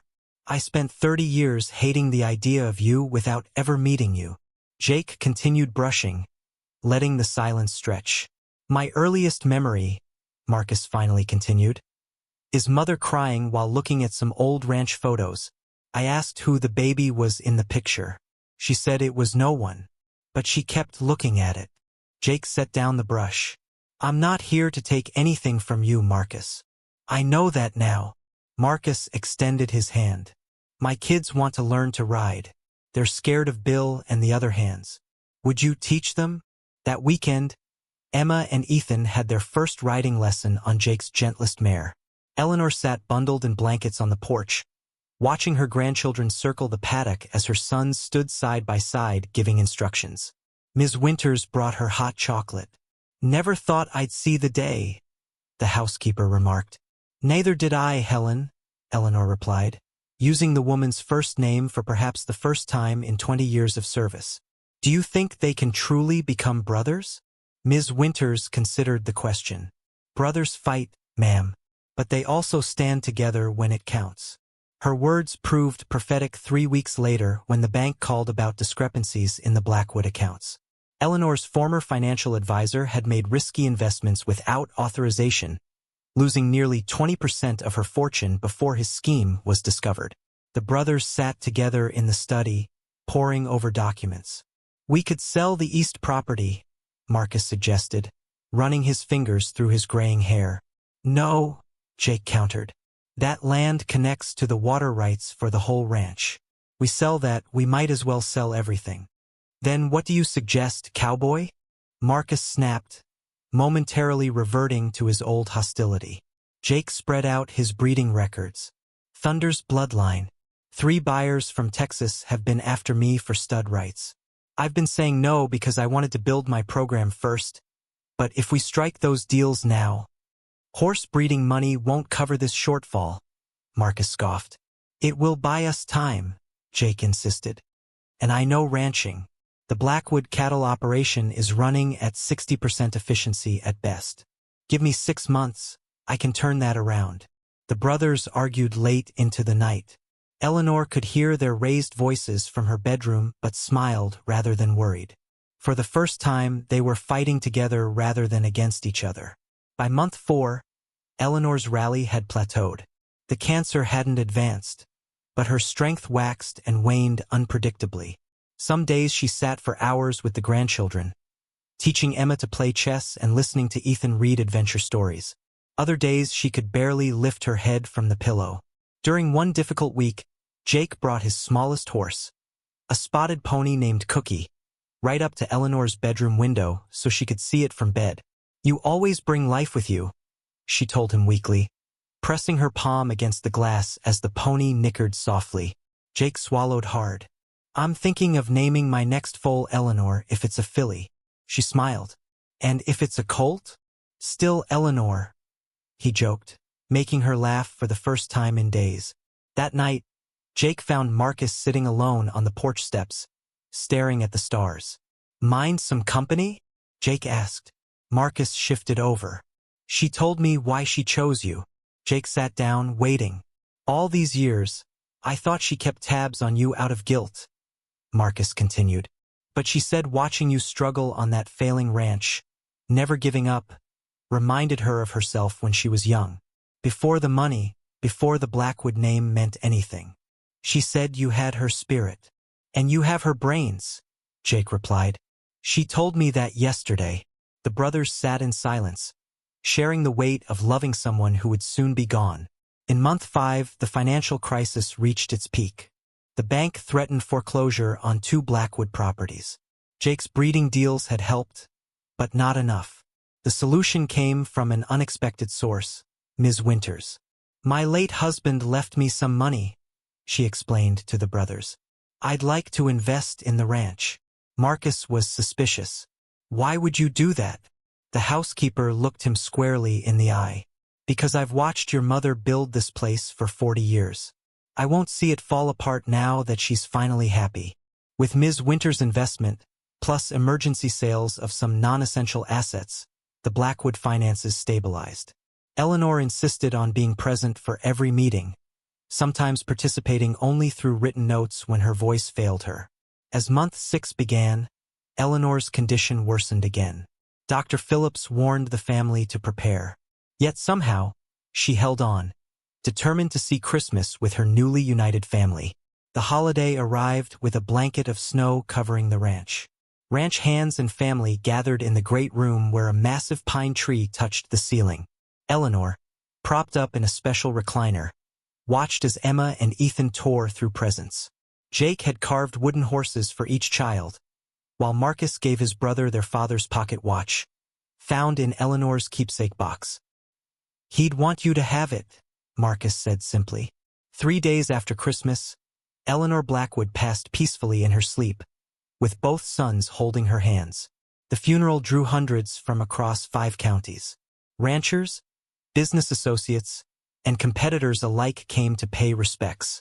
Bill Conway and the ranch hands served as pallbearers alongside Marcus and Jake.